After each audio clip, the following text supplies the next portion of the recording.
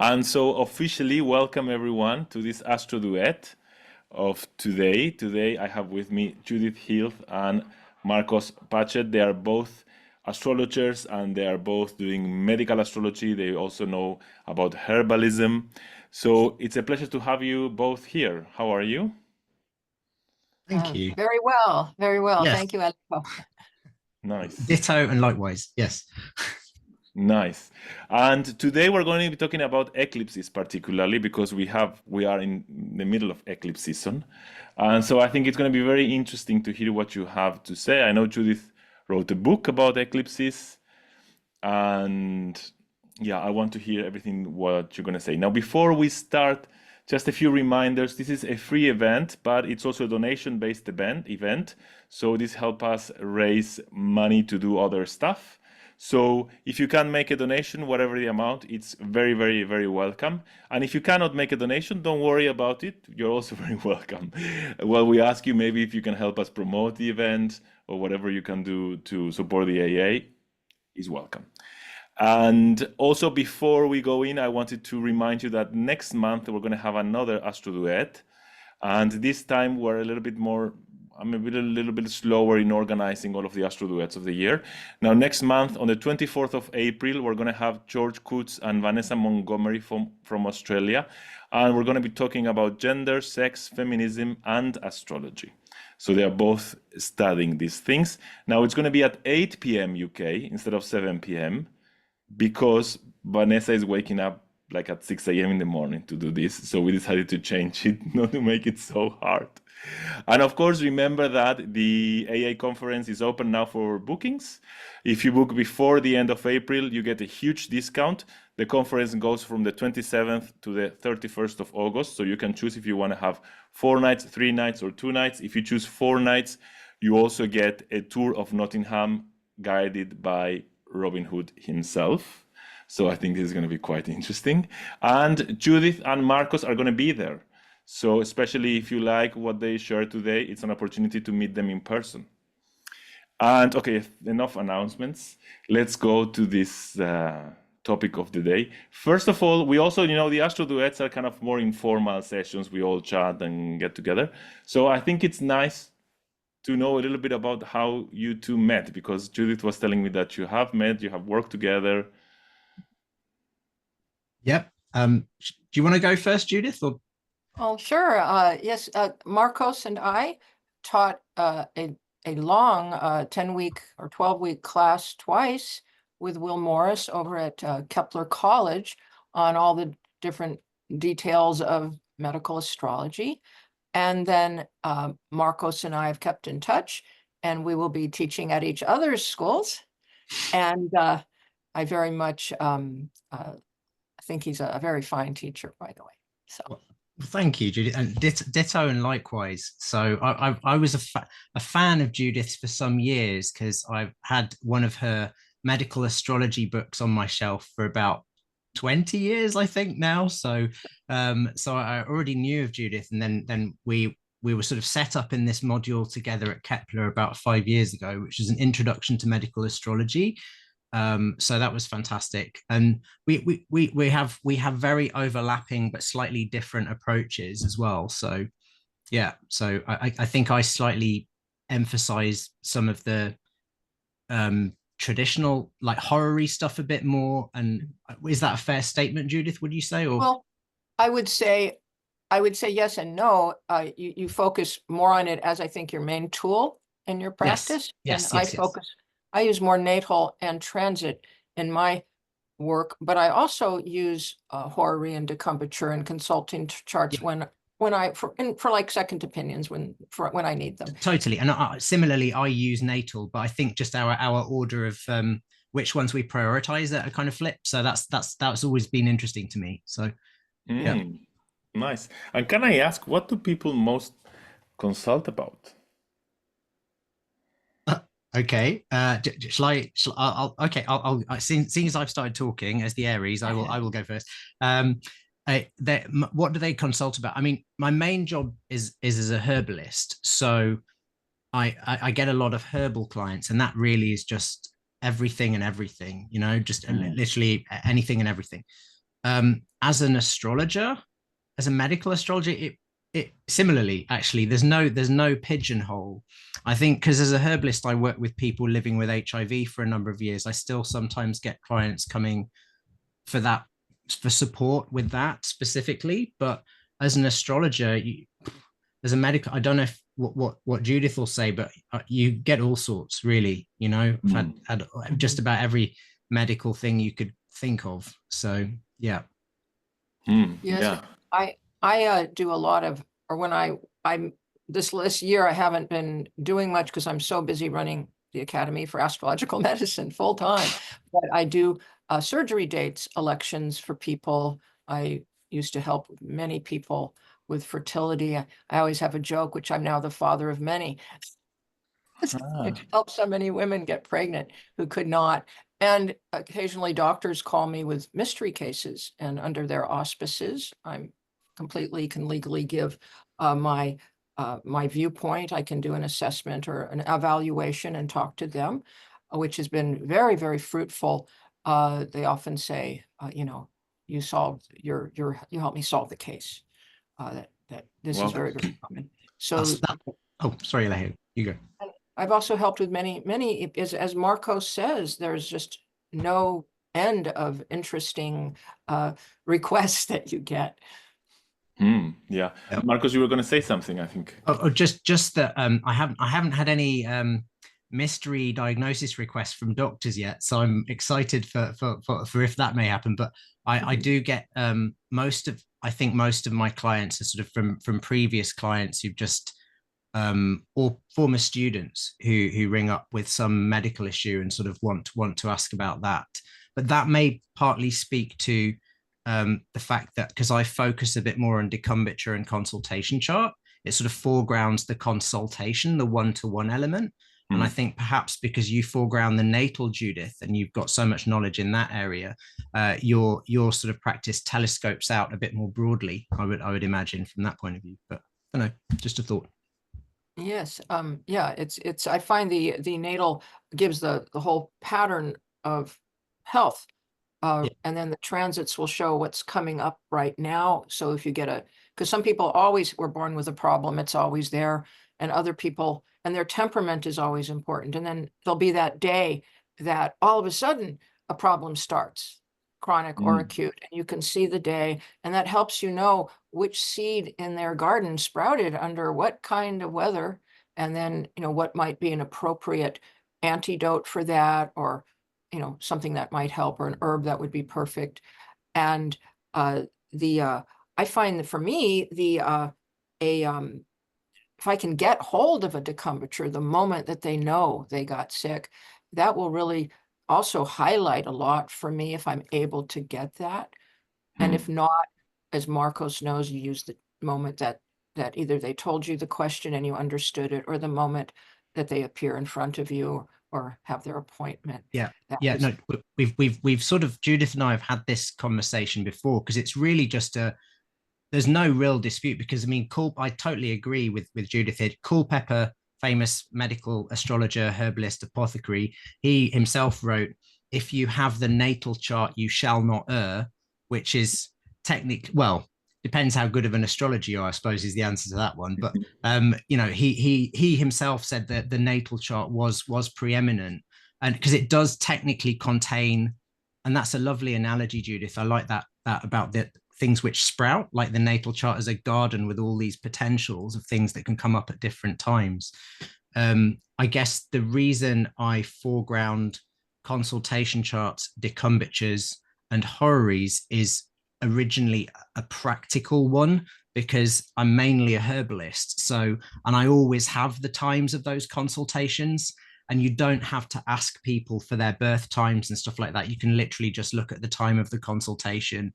And if somebody's coming to you for astrology work, then of course I ask for their birth time and if they have any test results or anything like that. So you can get lots of extra info. And if I have the birth chart, for sure, I will always look at it. So yeah, I have no fundamental disagreement there. I think practically, if you have the birth chart, you should always use it. So yeah.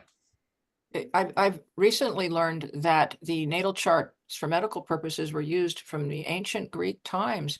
And a whole section was written on this in Ptolemy and in Dorotheus's Nativities, and very early Greek times, and especially near around the 1st century.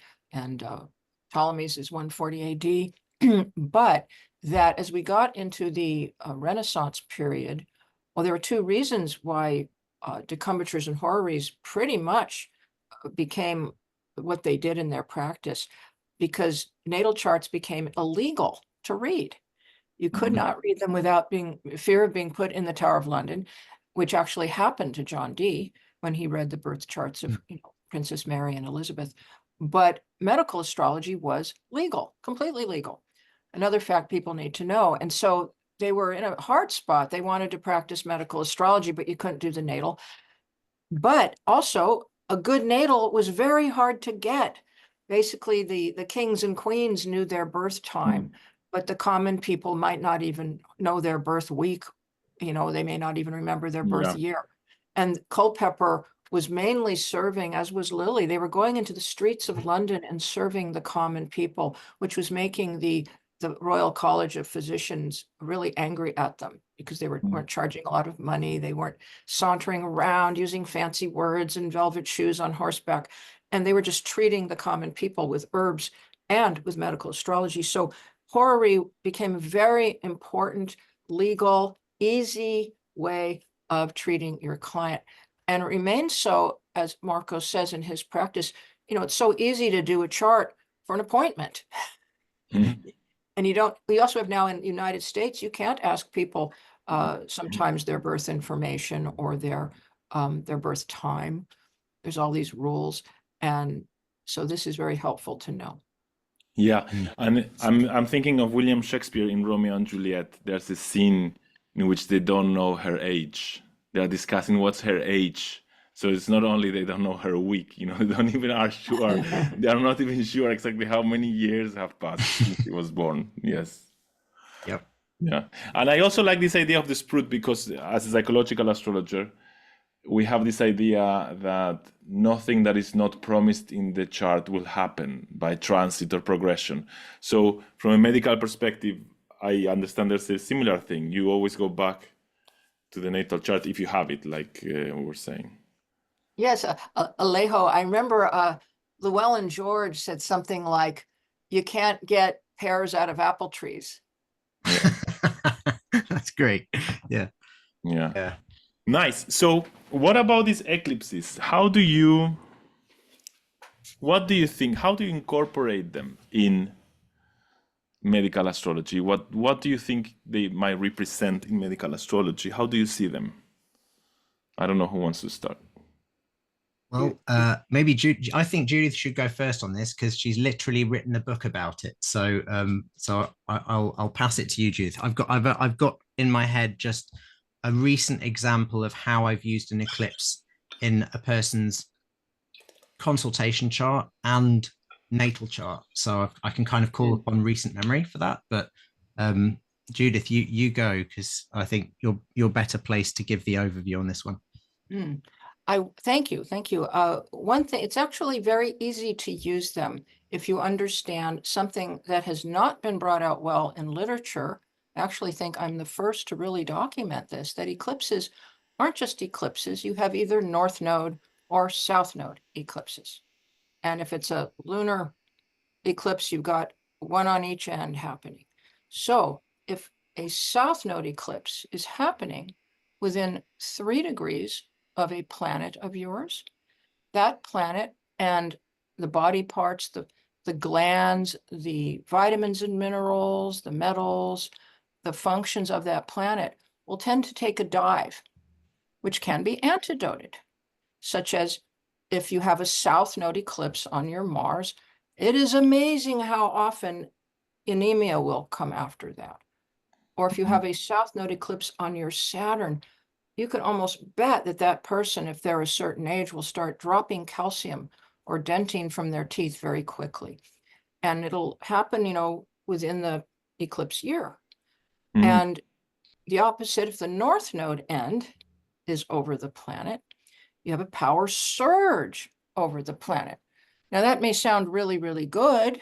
Say you have a power surge over your sun, and all of a sudden you have more energy and more sense of purpose. Your heart's beating stronger. However, that might not be really good if you're prone to aneurysm or stroke. It's too much energy coming to the sun-ruled organ, the heart, or to the brain, especially in a fire sign. So you have too much, you have impaction, you have, if you think of water coming through a tube, that's the solar and lunar lights coming down the spine, the Ida and Pingala, and they're coming down a tube. Now, if you put your hand at the bottom of the tube, just pretends it's water, you're going to get a buildup. And that's the eclipse. It's blocking the sun or the moonlight. And so what happens if you suddenly remove your hand? There's going to be either a power surge or a power outage. So you're going to get, on the north node end, you can get impaction, obstruction, buildup of toxins, or strengthening and more energy. Can be very good. The south node end tends to produce a lot more problems right away. Weakening, draining, fatiguing, or loss of function, prolapse. Depends on the sign it's in a lot. Maybe Marcus would want to speak to the signs. So the sign of the eclipse really affects the body parts ruled by that sign, or the element can be affected. So without going on too long, I'll hand this over to Marcos. Oh, I did want to say, if you're interested in nodal polarity of eclipses, I have a nodal, the only one I've ever seen, eclipse calendar inclusive of nodal polarity. And we can put the link up if we can. Yeah, Mel's putting the link. Yes, thank you so much. Good. And so I actually created one, so any of you can go there, see the eclipse coming up and see what node it's happening on. But remember, if it's a lunar eclipse, the whole polarity gets very strongly influenced because the sun is on one side and the moon is on the other. And you'll get a dip on the south node end and a power outage on the south node end, a power surge on the north node end. And it isn't necessarily for that day. It can be anytime it's triggered strongly within a quarter, and it may go for a year and a half for these total eclipses. Can I ask you before we go to Marcos, for instance, this eclipse that we have the sun and the moon in Aries, but the nodes are in Virgo and Pisces. Which one is more important, do you think? The Aries or the Virgo Pisces? Well, it's a north node solar eclipse. It's not total, so it's not quite as strong. So you get a big surge in Aries, and you'll still get a surge coming in through the transit north node in Pisces. Yes. Thank you. Yeah, very interesting. And so, yes, Marcos, how do you take eclipses? Okay. Or if you want to share examples. Thank you. Yeah, I'll try and build on that a little bit because like Judith, I sort of emphasize the difference between the north and the south node. The south node, the analogy that I usually use is a bit like an eclipse is always disruption, temporary disruption. So it's a bit like your computer crashes, and then when it reboots, if it's a north node eclipse, something has been added. And if it's a south node eclipse, something has been taken away. And it really is fully context dependent. So as in what's been added could be good ultimately. It's all the eclipse itself is often disruptive, but so it's like if your computer crashes and reboots, if it's a north node eclipse, you could have had some brand new exciting program has been downloaded or a virus. Likewise, if it's a south node eclipse, your computer restarts and suddenly this bug that's been going on for ages has been taken off your computer and it's working better, or half your files are gone. Do you know what I mean? So it's very, very context dependent. And that means what's it landing on in your chart, what time of your life in it, what else is going on for you at that time. So yeah, I won't get to my example just yet, but the other thing you mentioned, Judith, that I thought I'd try and build on was the timing aspect, because I find that really interesting. You know, the timing of, you mentioned that the effects of an eclipse can go on for several months and, you know, last for a year or whatnot. And I like to use Ptolemy's recommendations from Tetrabiblos for this, because he sort of worked this out. Now, I'd be interested to hear what you have to say about this, because I think it could be applied too rigidly. but his general recommendation was that if the eclipse is visible where you are in the world, in other words, it's happening above the horizon, he said if the eclipse was happening on the ascendant, on the eastern horizon, the effects could be expected to begin pretty much immediately. If it was happening towards the midheaven, the effects would begin somewhere in about within 4 to 8 months' time. So if it's exactly on the MC, he'd suggest the effects would begin in around 6 months. And if the eclipse was happening on the descendant, in a year's time. And then he distinguished between solar and lunar eclipses, because the solar eclipses, he said, could last up to a number of years, and lunar eclipses months. And he even sort of said, like, if the eclipse lasts this many hours, it'll be that many years if it's a solar eclipse and that many months if it's a lunar eclipse. So I could go further into the weeds, but you can find it in Tetrabiblos if you want to. It's literally just 1 or 2 chapters, but it's really interesting. And you can use that for mundane events, for mundane astrology. But what I found is that if an eclipse is falling on something in your chart, then you will usually get some sort of disruption happening at the time of the eclipse. But if the eclipse is visible where you are in the world, Ptolemy's rules also work. So I'm a little nervous because my Aries sun is at 10 degrees. So, and I know it's happening towards the midheaven in London. So I'm expecting some little disruption, possibly not so little, but it is a partial eclipse. So, fingers crossed, towards the end of this month. And then the full effects of that eclipse, whatever it represents in my life, which will depend what the sun rules in my chart, yada, yada, will only start to properly emerge around August. And then they'll last for a year or so. Yeah, probably less than that, only a few months because it's a partial. Marcos, you have to stay healthy to come to the conference in August. I am planning on it, Alejo. And that maybe comes into something we could talk about, which Judith also mentioned, which is remediation. Like I'm not a huge fan of just being a passive recipient of whatever fate hits you with, like I think there are things you can do to help remediate or buffer yourself a bit. So yeah. So I would say, yeah, yes. No. What do you think about these Ptolemy rules? I was going to ask you. Yes. I've heard of them. There are many authors, and they all have different rules. And some say, the amount of minutes the eclipse takes place will be the amount of months, or some say the amount of years, and this and that. In my experience, lunar eclipses are every bit as strong as solar eclipses. Eclipses will produce strong effects if they're visible or not in your area. If they're annular instead of total, they still produce effects. They seem to be very strong if within like 0 to 3 degrees of a planet. And I totally agree with Marcos that it's very contextual, depending on the person themselves, the period of life they're in, what's going on, what the planet represents in their chart. It could be representing their sibling or their cat. It could be a significator. It may not be health oriented at all. So when I find with the timing piece, I use triggers. I've noticed that because I've studied many death charts.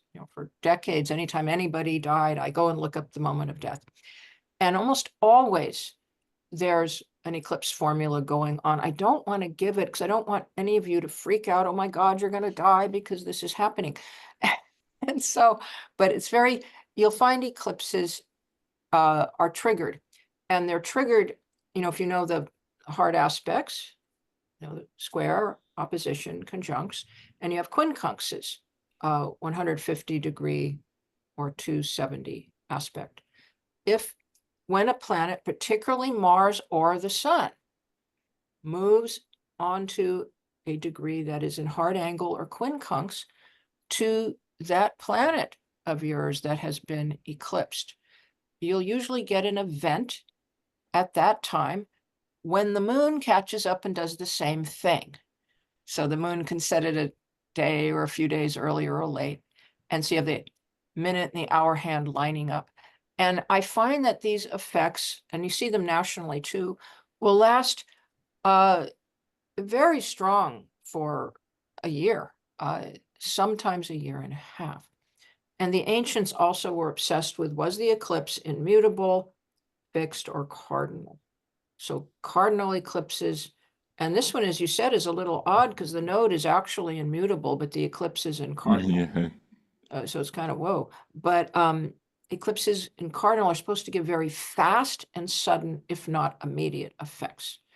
And fixed eclipses give a very, the big oak tree topples over, really huge, giant effects, but they may delay and they may last longer in time.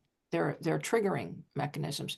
Mutable effects are like waves that ripple and come and go. They malinger. So they malinger around and bother you. And then we had the question about remediation. So now Marcos is a young, healthy male, probably doesn't have any problem with high blood pressure or, stroke potential. But if he did, being born on the day or near the eclipse, and it's not a very strong eclipse because it's not total, and the node is in a different sign. But I would say, if we had a stroke, if we had a person who was prone to hypertension, stroke, Aries maladies, or, things of that nature, and we saw this event, it would be time to take Melilot, the Culpeper favorite for thinning the blood, or yarrow, the master of the blood, to reduce the tension, or to have yarrow or cayenne handy to reduce the effect of possible strokes, especially if you're, in your after age 60. Now, I'm not telling you to do that. This is just all educational. Yeah. Very interesting. Thank you. And Naomi, I don't know if you want to unmute yourself and if you want to share something. She's saying King Charles and I are born with the Sun conjunct South Node. We're about a week apart. His life is dominated by eclipses. I wonder if your life is also dominated by eclipses. Not nearly as much as Charles. But I also wanted to know if Judith had studied Carl Payne Toby's work on eclipses and Charles Jane, because they were two big specialists in the research of eclipses. So I would think that she might have some comments about either theirs work. I believe I read Charles Jane's book about 40 years ago, so I can't comment because it's not fresh in my memory. Okay. But we do notice that a lot of famous people die near eclipses. Oh, I mean, it's a very common event. So I'm surprised she gives a whole year for the effect of eclipses. I usually only give about 3 months, but what about the use of the lunar bendings, which is sun square the lunar nodes? I find that to be a very strong aspect in people's lives. that's what I mentioned it's one of the big triggers. The sun or Mars are your best eclipse triggers. And when the sun comes up and triggers the node, triggers the point of the eclipse where it happened, and comes into the bendings of the nodes, which may have moved a little by that time. And the moon does the same thing. You usually get events. And traditionally, it's very traditional that eclipses can have effects for at least a year, especially on mundane affairs, the earth, politics. Like you'll sometimes see a big earthquake happen 3 months, 6 months later, and right when the eclipse is triggered. And the planet governing the eclipse can also trigger very well. Wow. Yes, the volcanoes in Hawaii are erupting right now. They seem to be sensitive to eclipses too. Wow. Thank you, Naomi, for this. Yes. And thank you, Judith, also. And Marcos, you had an example. Do you remember? Yeah, just off the top of my head, this was a recent herbal client, who had a Virgo rising in their consultation chart, and incidentally also in their birth chart. which is always just a little tangential piece of evidence that this might be a significant sort of event in their life. You know, like if you ask a horary question, it has the same angles as your birth chart. It's usually a very significant question for that person. So anyway, obviously, as we know, there've been recently 1 or 2 eclipses in Virgo Pisces. The lunar eclipse this month, particularly, I flagged up when they first came to see me a year and a half ago, because we were looking at that they'd been having vertigo and severe migraines following COVID. And so I looked initially at their decumbiture chart. And so we just looked at the transits, and I did a bunch of predictive work from that. But then I identified March this year would be a particularly tricky month. But what was interesting is the lunar eclipse this March that's just gone was falling exactly on their Mars rising in Virgo. So I just flagged up to them a few months ago. I said, look, I think this month will be very, very tricky. But I think the net result of this, partly because it was a south node eclipse, and partly because I knew we'd been working on a bunch of stuff and they had a pretty good herbal toolkit by this point. I think as long as you're aware that it's going to be a bit of a stress trigger around the middle of this month, you'll have a bump, and this should be the final bump. As in, after this point, this should help clear out and get rid of a bunch of inflammatory triggers that this client had been dealing with for a while. And they emailed me last week and said, well, on the 18th of March, they'd been feeling great for the first half of the month. And they said they had the worst migraine they'd had in years.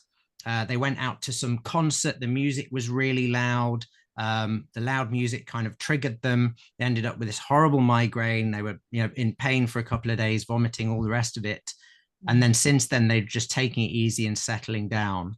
But because by this point, I've been slipping them bits of astrology on and off for the last year, they kind of trust my prediction, because last couple of times I've said this month will be a bit tricky, this month will be good.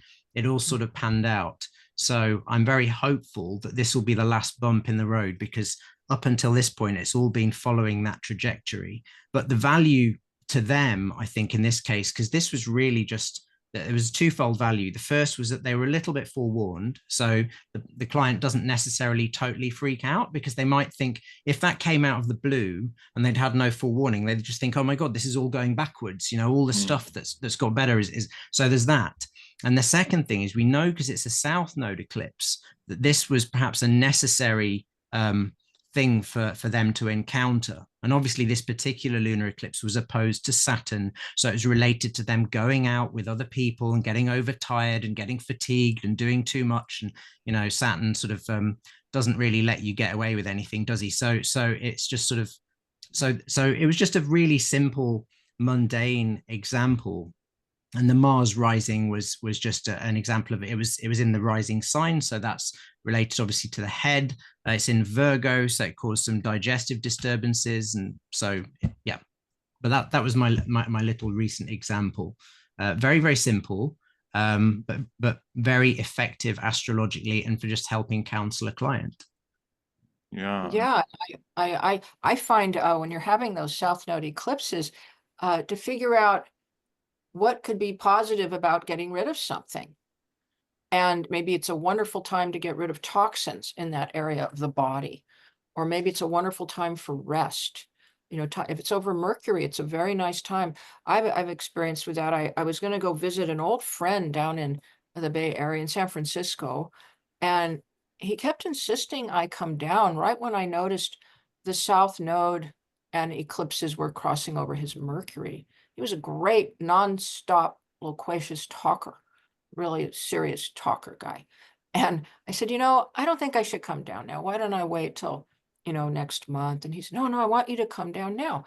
So I fly down, and he was just hit with strep throat and couldn't say a word the whole time. His Mercury was blotted out. So it was quite dramatic. But the ancients had exchange techniques. They would go and break pots to release the energy of eclipses or other techniques.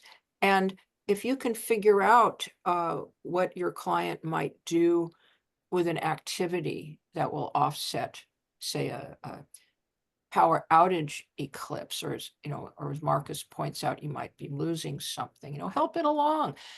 You only have so much energy. If you use it this way, it's used up.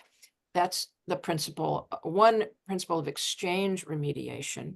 If you have, large fated events, this may not entirely work. I find it works sometimes. And the North Node eclipses are often more powerful, but they can bring a lot of pressure. You'll often notice things break around the house, or, plumbing. I knew one gal, and she was a triple water sign, and there was a big eclipse in water, and what happened? Like the pipe fell out of the sink and water all everywhere. So you can have things bursting and swelling. So it helps you be prepared and think ahead a little bit for these eclipses. They're quite literal with the elements often. Yeah. Now, if let's say this eclipse is not touching anything in a chart, in my chart, let's put me as example, would you advise, or this eclipse or any eclipse, I mean, would you advise, you said South Node eclipses are very good for detoxing, for instance. If it's not doing anything in the chart, in the sense that it's not touching it's not at 3 degrees of orb with any planet or angle, would you advise to do something to cope with the eclipse, or would you advise don't do anything? You know what I mean? Do you want to go first, Marcos? I guess. I mean, this is as I say, because I don't do natal astrology so often, but yeah, I have some thoughts on that. I think from that point of view, it's always going to be falling somewhere, right? It's going to be falling in a house. So if it's South Node, it's getting rid of something. If it's North Node, it's bringing something in. So you can use the symbolism of the eclipse itself. And I really like that sort of displacement theory you were talking about, Judith. It's like if the king was threatened, they'd sacrifice a cow or something and hide the king back in the day or whatever. So a modern equivalent might be if you have a South Node eclipse in your 3rd house, for example, then perhaps you could do a little cleanup of some, I don't know, maybe you should just clear your browser cache, get like if you've got loads of trash on your phone, like go through your phone, delete old numbers that you're no longer using. You could use a bit of constructive displacement. Now, as Judith was saying, I have experimented with this in various ways, and I found it like variably effective. And there's always the part of me that thinks eclipses are supposed to be fated. So is this how this would have just shown up anyway? Because the eclipse will always show up in your life somewhere.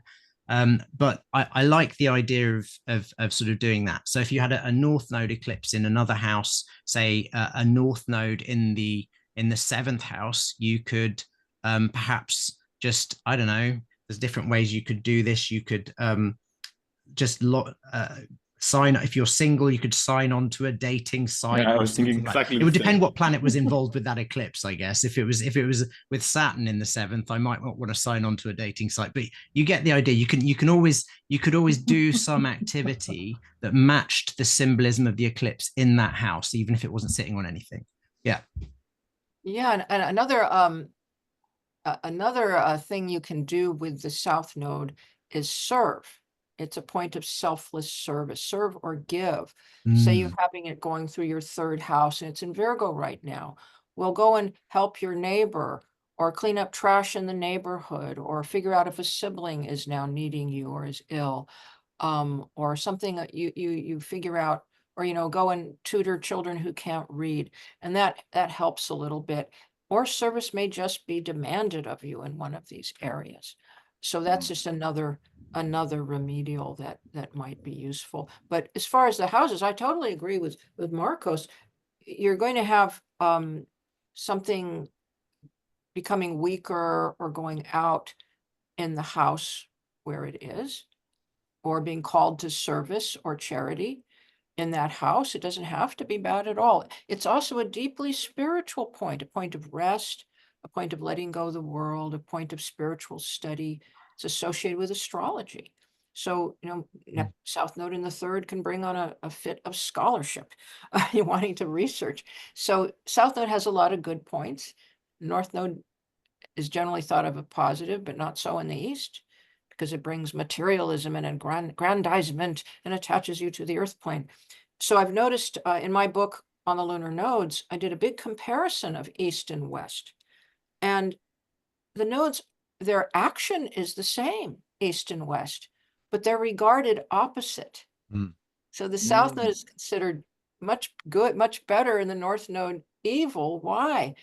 Because the South node was called the Moksha Karaka, the bringer of enlightenment, because it teaches us not to be attached to anything, because it brings loss and selflessness.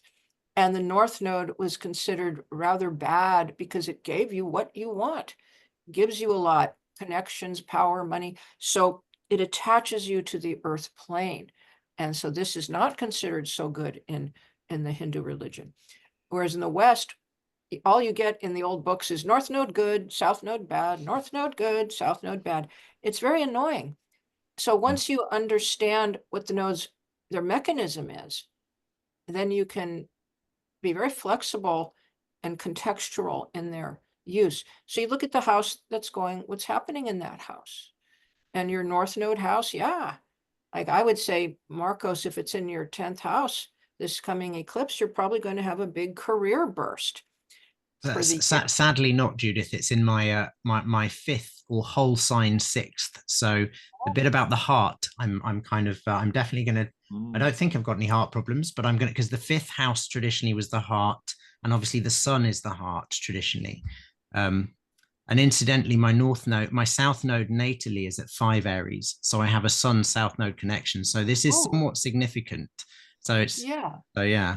I don't know. I don't want to put you on the spot like reading my chart. That wasn't the intent of that. So, but if now we're all worried about you. Well, I'm not actually. Weirdly, I'm kind of I'm kind of excited to see what happens. But the thing about I'd be interested to see what you think of this, Judith. I think with transits of Uranus, sometimes they can be super unpredictable. With eclipses, even though they are somewhat shocking sometimes and unpredictable, I always think it's been my experience so far that to some degree you can often see the bus coming over the hill. They're not so completely unpredictable. They're not totally out of the blue most of the time. The ones that I've observed, they've been. So, I mean, is that something that you'd agree with, or would you say sometimes eclipses do represent radical changes? I would say both are true. Often you'll get a feeling as soon as the node enters the sign, because usually the nodes and the signs, the eclipses are joined. And so we're just getting a little straggler here in Aries. We've been having Aries eclipses for some time. So Aries and Libra. So it's a straggler. I think as soon as the node enters the sign, you start getting a feeling what the eclipses are going to be about. And so that I totally agree. You can see the bus coming over the hill. On the other hand, some eclipses, especially by tradition, cardinal, or with Uranus, can be very, very unexpected and sudden in effects, or if there's what we call karma or fate involved, and the life can change in the twinkling of an eye. But I would say eclipses are involved in everything in life that comes in and goes out, comes in and goes out. And this is so our lives we go through with all eclipse cycles every year. We did not die. We're all here. Don't be afraid of them. They come and they go. They come and they go. Yeah. Thank you, Judith. Thank you. Yes, there are some people are asking questions in the chat. I don't know, Nina, if you want to unmute yourself. You're asking about this cycle. I don't know if there's something specific you want to kind of share about this.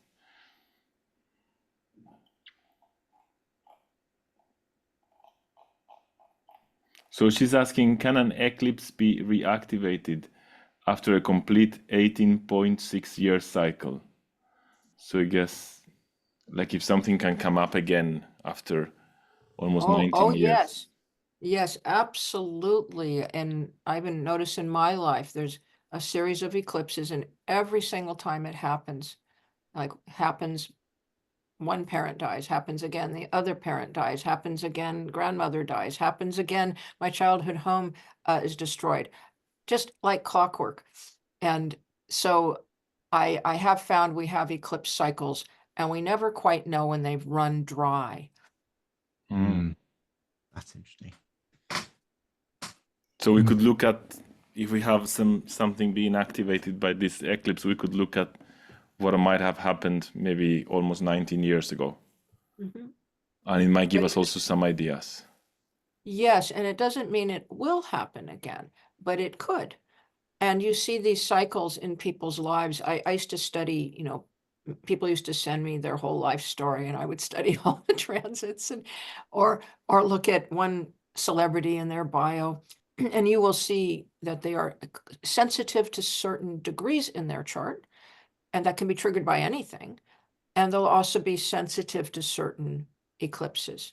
And you see this too when you're doing chart rectifications, that people have certain degrees that are inexplicably sensitive. They may or may not have a planet there, but when that degree gets hit, things happen.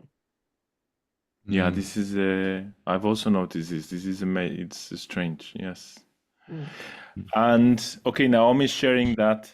Sorry, Marcos, did you want to add something about this? No, not really. I guess the only little point I'd add to that is one that Judith you've already mentioned, really, which is that each eclipse has a different ruler, right? So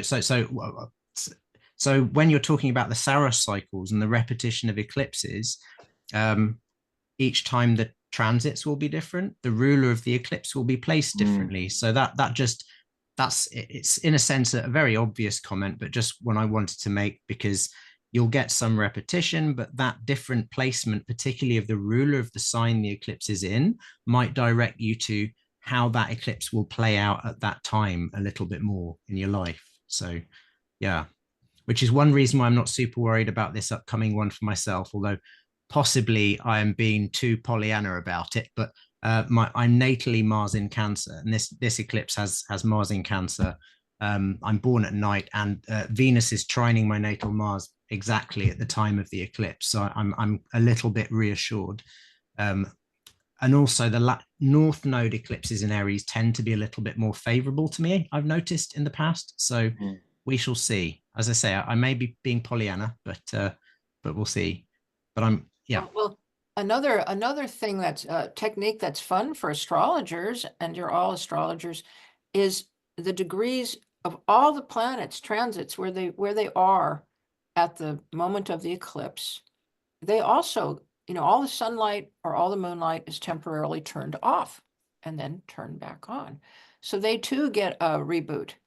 And you know, I don't know why nature does this. It seems to the Sun Earth situation wants to turn everything off and back on, so often with these eclipse it is cycles. like one of those software downloads, isn't it? You know, when you get on your phone and then it's really annoying and they pop up and then you have to switch the damn phone off and it restarts. It does feel like that in a way, like the nature version of that. Yes, and I've been up in nature, and you know, an hour before a solar eclipse, all the birds stop singing. All of nature kind of hunkers down, waiting. You can feel it. They know it's coming. So there's this rebooting. So you'll notice that where those planets have been, the transit planets at the time of the eclipse, they become sensitized degrees for a little while. And also, if the eclipse happens on a planet, such as if this eclipse was right on Venus, I think Venus will be a little far away now. You know, within 1 degree, if it's a Venus, you often see a queen die or a famous diva. You know, if it's on the sun, you might get a very powerful ruler. If it's North Node, a big dictator entering, or you can get a powerful person dying. Or, you know, like look at what happened before Notre Dame burned, or, things happen with popes and so forth. You'll see mundanely, often a planet is conjunct or opposite or square the eclipse within a degree or so. That's significating that person in humanity. Now, this is mundane eclipses. So eclipses can be a very provocative study for astrologers on a lot of levels. But we are, I think were we talking medically more? Because we could, I'm sure Marcos and I can both talk more about that. Yeah, but everything is so interesting. So yeah, sorry, Marcos, did you want to add something? No, just I had a couple of divergent thoughts from that, but one of them was just I don't think we've really touched on yet. The traditional use of eclipses to time sort of global medical events like epidemics and stuff. And I remember during COVID, I did a few videos on my little YouTube channel about sort of how the medievals used eclipses to retrospectively analyze the appearance of the Black Death. And I did, because medical astrology is nothing if not cheery. I did a similar thing about COVID in the world at the time, and it's fascinating. Those old techniques, they do work. You'd look at the eclipses which preceded. Usually, the way they use them on the sort of mundane level was to tie them to the ingresses. So you'd look at the. Oh, that. What was that? I don't know. Sorry. I think someone is unmuted. Oh. There. No. Oh no. No, someone else is unmuted. Could you all please mute yourself? Yeah, Because I'm trying to find who is unmuted and I can't find. rice cake keeps lighting up. It might be rice cake. I don't know. But she's muted now. Okay. Okay, I think it's okay now. I think that's done. Thanks, Alejo. Yeah, no, that's good. Yeah, I think there were a couple of people who came unmuted. Yeah, so anyway, I pretty much finished my point really, just that they used to tie the eclipses to the ingresses. So they used to look at an ingress, and then an eclipse close to an ingress was seen as a really significant thing. So they did a retrospective, because obviously when the Black Death appeared in Europe, all the kings were really, really cross with the astrologers, like, why did you not predict this? So, and as we know as astrologers, it's quite difficult to predict things on a mundane level if you don't know where you're looking and what you're looking for in advance. Astrology is much better at predicting things if you already have some context and you know where you're looking and what you're looking for, because there's so many possibilities. But they did do that, so you can use those techniques now, and I used them during COVID, and I was really interested to see that Dr. Lee Lehman had used pretty much the same charts that I'd done. She published an article a few months later and used very similar techniques and came to very similar conclusions. So those techniques do work, but you can actually use these eclipses on a mundane level as well to look at sort of how epidemics can play out to a degree. Yeah, so that was one tangent. I've forgotten what the other one is, but maybe it'll wander in again in a minute. So yeah. It's okay. We have some questions. So Mel is asking, Judith, in your medical astrology, so she read your book, Medical Astrology, Planetary Pathology book, you mentioned that Jupiter in Pisces can bring high cholesterol. As Jupiter is expansive and the North Node is greedy, would the North Node in Pisces have a similar effect on the body? Yes, strangely, I've seen about 4 cases in my practice of people with inexplicably very high cholesterol. The doctors don't know why they have it. And all of them were born with natal Jupiter in Pisces. So say you are even if you're just prone to high cholesterol, your Jupiter doesn't have to be in Pisces, but you're prone to high cholesterol. Fats are ruled by Jupiter. Oils and lipids are ruled by Jupiter. The North Node transiting over Jupiter, or Jupiter transiting to your natal North Node. So they have many different meanings.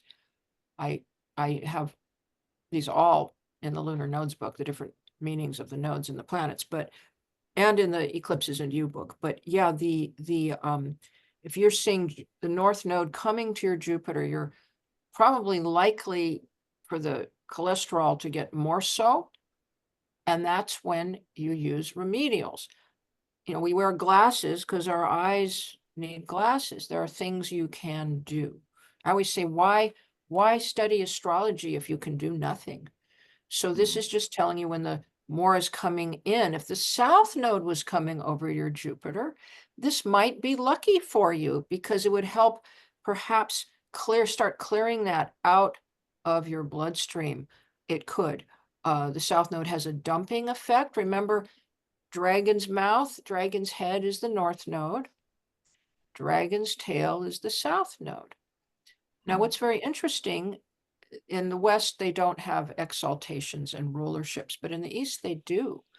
And the North Node, some of the Jyotish feel the exaltation is Taurus, some feel it's Gemini. Taurus is the mouth, dragon's head. It's where food comes in. It also governs the medulla area where prana is supposed to enter.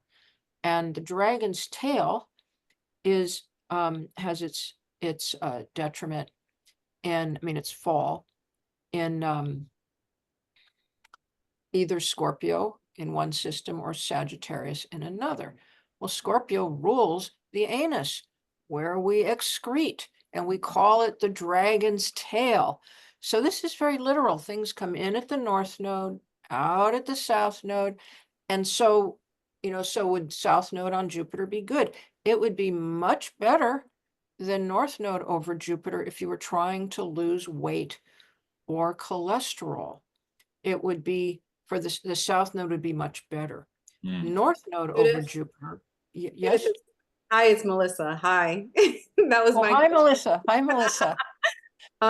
So the question was actually in general for people, just with the North Node in Pisces. So like, regardless of whether there's planets there, would North Node in Pisces, because would it act as Jupiter acts in Pisces? Since Jupiter in Pisces would potentially bring high cholesterol, would a North Node in Pisces potentially have a similar action as Jupiter? Or is it not the same because Jupiter specifically rules fats? Well, see, this is where you have to put on your thinking hat. Pisces does not specifically rule fats, though it is ruled by Jupiter. Pisces governs the lymphatic system and the ECM. So North Node in Pisces may, would it produce more cholesterol just because it's ruled by Jupiter? Quite possibly, because we see when Jupiter's in Pisces, we do produce, the two together seem to produce cholesterol. But I wouldn't say so definitively unless I could see a lot of cases and see if it was actually statistically higher for people with North Node in Pisces. But it's a very good question. What it might bring is more fat or more clogging up of the lymphatics. And you can get lipids clogging up your lymphatics. I looked that up, and your bloodstream. So that's a very provocative question, Melissa. Very. Just, here to great. She's here to stir things up. Here to stir things up. Nice. Great job, you and Marcos. Okay, well, could I add 2 cents to that, Judith? Yes, is please. that all right? Yeah. If I jump in, just a thought. I'd come at it from. I totally agree with your analysis there, and I'd add just the humoral piece, because I like my Renaissance humoral medicine. So Pisces being a water sign, phlegmatic, phlegm was. So I think both the North Node would increase phlegm. As in, which would really be, you think of it in a similar way to Ama in Ayurveda. It's metabolic waste. So that would tend to raise things like cholesterol, stuff that furs up the arteries, gums up the system a little bit. And of course, fat is transported in the lymph, as you know. So I think your conclusion there, Judith, is absolutely right. I think both North Node and Jupiter and Pisces could potentially raise cholesterol or certainly if somebody was struggling, as you said, with weight loss or perhaps with non-alcoholic fatty liver or something like that, it would be a trickier proposition if North Node or Jupiter were in Pisces. Potentially. I'd want to see the context though, because in a consultation chart or a decumbiture, if that North Node or Jupiter and Pisces were in the 10th house, that may just mean that the medicine would be really effective, because traditionally the 10th house is the house of medicine. If on the other hand, they were falling in the ascendant or in the fifth house, for me, in the house of the body or of the liver, that might not be so good in that context. So I know I'm very much preaching to the converted, but it's always a context dependent art, which I know you've heard me repeat ad nauseum, Judith, before, but it is, isn't it? So it's extremely important. And so that would mean if you had no problem with cholesterol, this wouldn't be, you wouldn't even worry about North Node in Pisces or moving over your Jupiter or Jupiter over your North Node, which could bring fat. So there's a lot of other good things it would bring, though. It's very lucky. So, you know, everything has a context. It's true. And well, some things, some nodal aspects or eclipses are good for one thing and bad for another. Such as, say, you have a North Node eclipse on your Jupiter, and your Jupiter's in the sixth house. And you get this great job, the job you've been waiting for all your life. At the same time, you get diagnosed with a sclerotic liver.